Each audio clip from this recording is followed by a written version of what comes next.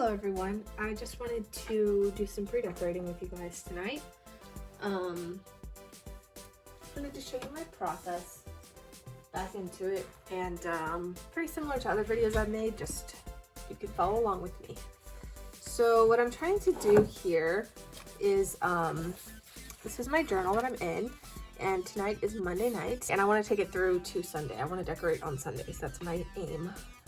So I'm going to give 2 spreads for each day, one for the morning and one for the evening. Of course, it doesn't always work out perfectly that way. Sometimes, you know, I'll write in the afternoon, in the evening, or the morning, in the afternoon, or something. It doesn't really matter. I usually go through about 2 spreads a day. On average, that's what it averages out to. Some days I don't write at all, but it usually averages out to around that. So this is tonight's spread that I'm going to write in. Then this is Tuesday. These are already decorated.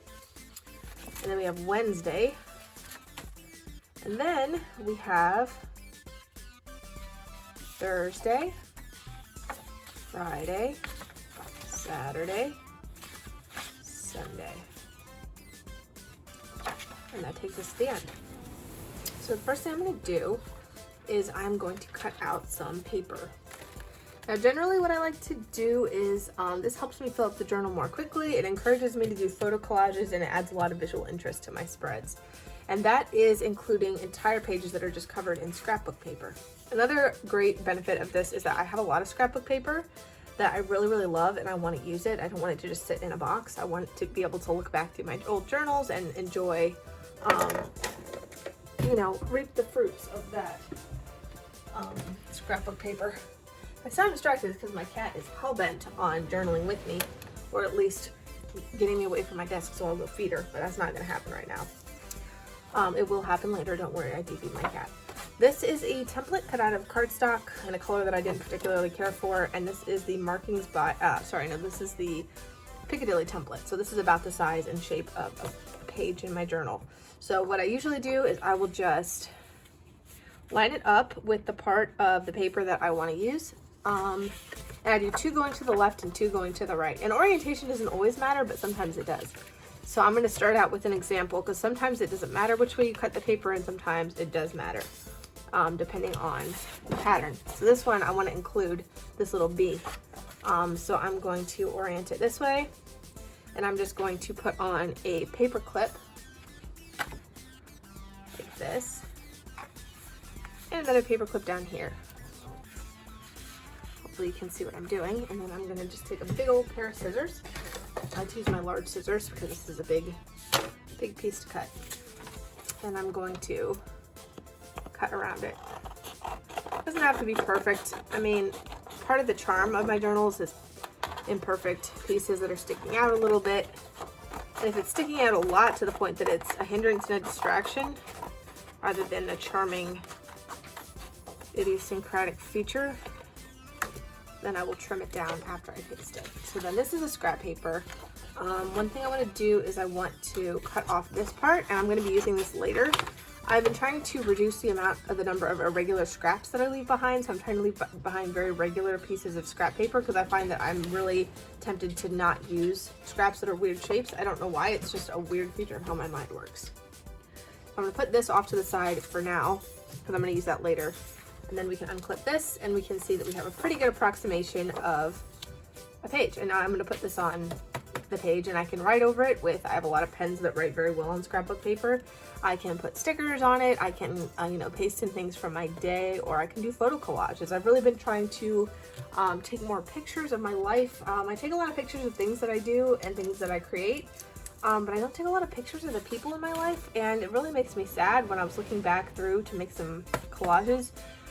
Just how few pictures of people I have. And to be fair, that does sound like my priorities are in the wrong place, but I think I'm going to toot my own horn and say that they're in the right place, because usually when I'm with another person, I do try to not mess with my phone too much. I know people get annoyed when you want to take pictures of them. So I'm going to do the rest of these. I'm going to do 2 facing this way and 2 facing to the left, so that there's some variety there too.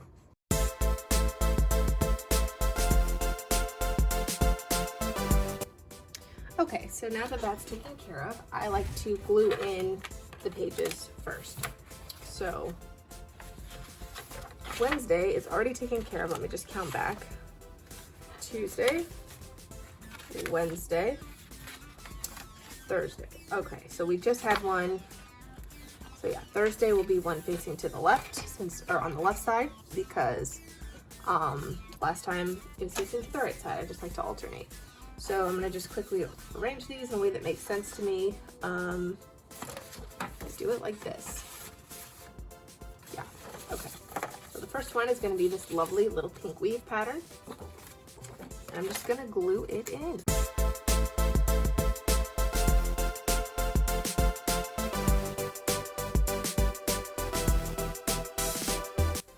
All right, and then it's very crucial. You can see the glue isn't trying to stick too well. Just how the paper in this journal is. So I'm gonna close that, put this on, and just settle this candle on top of it for a second and let that be weighed down. All right, so now we're gonna move on to, while this is setting, we're gonna move on to little cards and smaller pieces of paper. So I picked out a few things that I thought went well with the papers that I chose. This is a very old vintage greeting card that I've had almost my entire life. I got it from some of my mom's relatives, and I've never used it, and I really like how old it looks, and I think I should use it.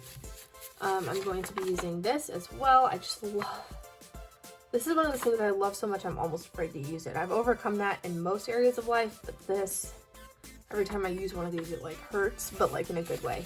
And it comes with this stationery. I just love this art style. It's so hard to find things with this art style and more, especially glorifying like just this sort of rural farming life. It's so beautiful to me. It just makes me feel so safe.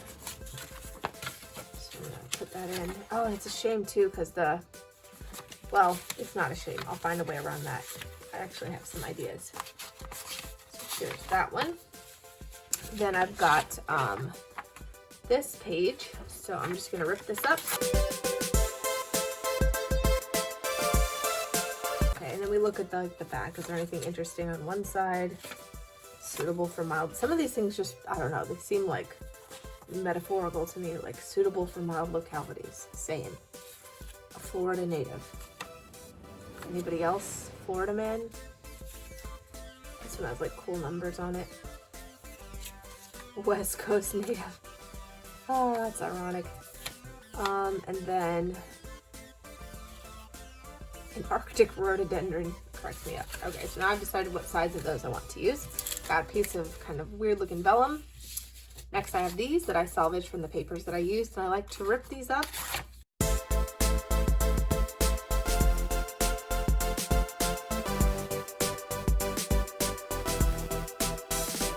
That I'm actually gonna throw away. And then finally, these are from a larger paper pack. A lot of the paper packs these days come with these kind of cutout cards. So I just picked a row. All of them were gorgeous to me.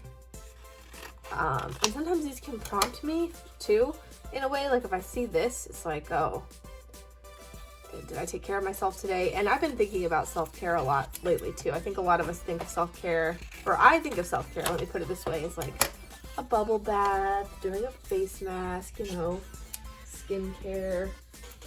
But if your laundry isn't done and there's like dirty dishes in the sink that don't smell good, or the bathroom is starting to grow mold, you can't take care of yourself if you haven't changed your sheets in 3 weeks. You know what I'm saying? Like that's not, you gotta start with the basics. So I've really been trying to take that to heart lately.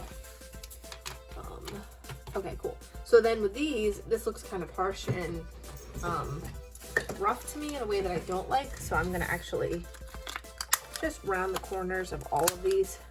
Sometimes if I have like a plan, like I'm really going for gold, I'll only round like half the corners and then I'll lay the flat edge flush with the edge of the page.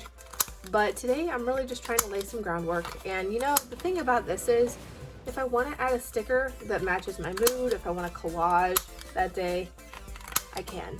I always have the option to do that. Another good thing about these book scraps too is that you can do those found poems with them. They're really easy. So let's say that I have a page, I just decorated it for pure aesthetics, and then one day I'm having a certain feeling some type of way, I can modify that scrap that's already laid down into a found poem that does relate to what I'm writing about. So I think that's really cool. It's a neat little tool to have on hand. Okay, so I've got all of this stuff set. Now I just have to place it into my journal. As you can see, we're just going through things really quickly, really systematically. This is not supposed to take a long period of time. Okay, so let me go to,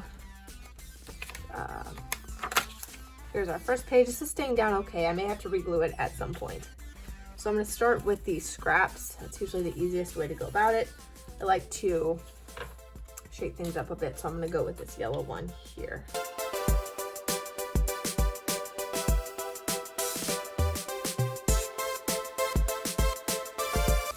So next, what I'm gonna do is actually put these cards in these book pages, and I like to actually include those in the greeting cards, or at least some of them.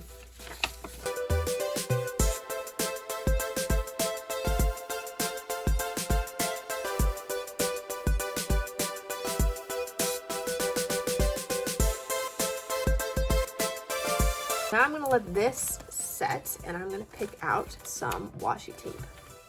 Okay, so I just selected a few rolls of washi tape that I feel go with the theme, and I have my desk washi tape here too that I can pull from to supplement as the spirit leads me. So, I was looking through my C.R. Gibson journal earlier today, and that thing is holding up really well so far. Most of those are really in good shape. Things are holding up and looking really good, even after a few months. Okay, here we go. First one.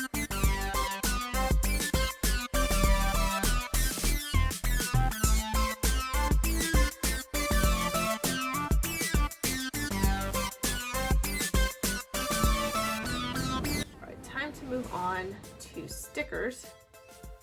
For stickers, I'm not going to do anything too elaborate this time. I think I'm just going to stick with the Botanist Sticker Anthology. It's a big book with a lot of stickers that I really like and that really fit with the theme of what I'm trying to do here for these spreads. So I'm just going to start having at it. Stickers are the easiest part, in my opinion, because you just stick them wherever you want them to go. Starting with this page here.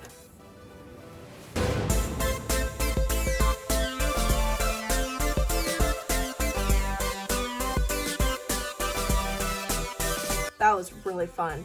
I feel like I definitely put down enough stickers. Okay, so the last thing I'm going to do before finishing off, before being done with these spreads, is stamps. So I just take this Brown Memento Luxe stamp ink. This is the one I use the most. I have a white one, a gray one, and I used to have some rainbow colored ones, but they were really low quality, and I think they dried out probably by now. And I just use, I have various stamps that I like, but the ones that I really adore are these insect stamps. I don't know if you can see them. Tilt the camera a little bit here. These insect stamps going along like that. I found those at Joann Fabrics. Never seen anything like it before. It was a set.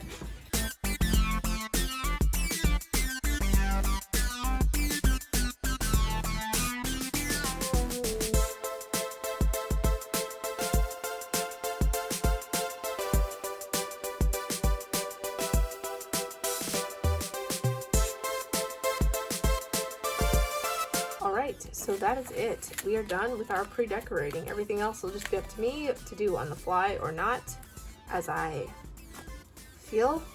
And so we have this guy here, this little bird guy here. Should I put some stamps in here? I kind of want to, actually.